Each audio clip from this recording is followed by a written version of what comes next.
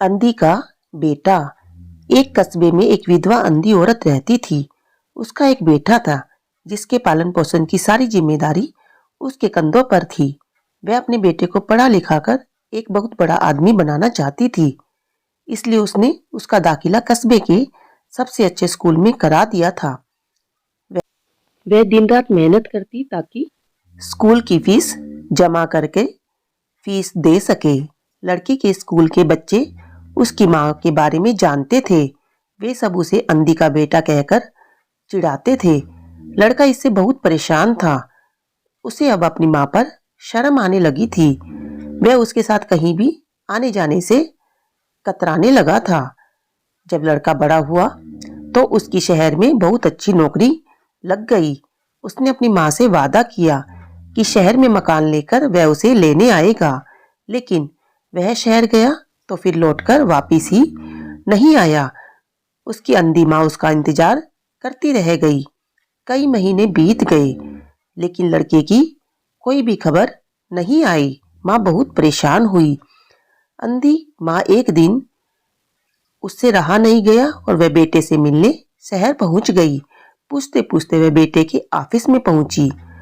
वहां security guard ने उसे रोक लिया। अंधी औरत ने गार्ड को अपने बेटे का नाम बताया और बोली कि उससे जाकर कह दो कि गांव से कोई मिलने आया है। गार्ड ने जाकर उसके बेटे को बताया। बेटे ने ऑफिस की खिड़की से देखा तो उसे अपनी माँ गेट के बाहर खड़ी नजर आई। वह ऑफिस में सबसे अपनी माँ की वजह से शर्मिंदा नहीं होना चाहता था। उसने कहला कि वह ऑफिस में नहीं है। अंधी औरत वहां से चली गई। शाम को वह लड़का ऑफिस से घर जाने के लिए निकला।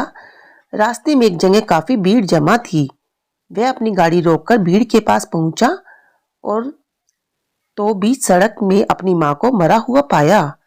उसके हाथ में एक चिट्ठी थी जिसमें लिखा था, बेटा, बड़े दिन हो गए थे, तेरी कोई खबर नहीं मिली। चिंता हो रही थी, इसलिए तुझसे मिलने चली आई। तू तो अब बड़ा आदमी बन गया है। तुझसे मिलना अब शायद मुझ गरीब की किस्मत में नहीं है, लेकिन मैं बहुत खुश हूं तेरे लिए। तूने अपना ही नहीं मेरा सपना भी पूरा किया है।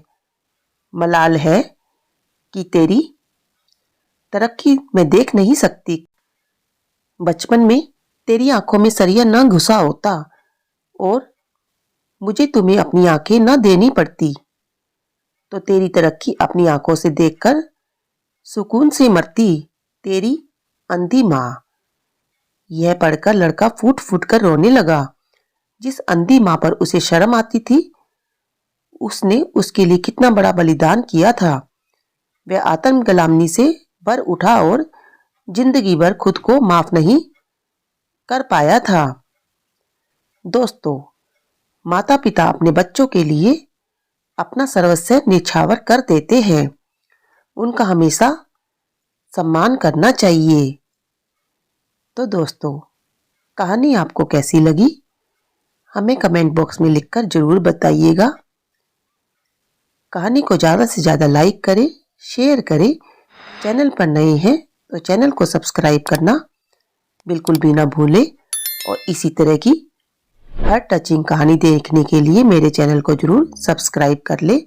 साथ में बेल आइकन को भी जरूर प्रेस कर ले, ताकि जब भी कोई नई कहानी में डालूं उसका नोटिफिकेशन आपके पास सबसे पहले पहुंचे और आप उस कहानी को देखकर उसका लाभ उठा सके। तो मिलते हैं आपसे इसी तरह की एक और नई वीडियो के साथ। वीडियो देखने के लिए आपका दिल से धन्यवाद। आपका दिन शुभ हो। अपना और अपनी फैमिली का ध्यान रखिएगा। स्वस्थ रहिए, खुश रहिए। Thanks for watching.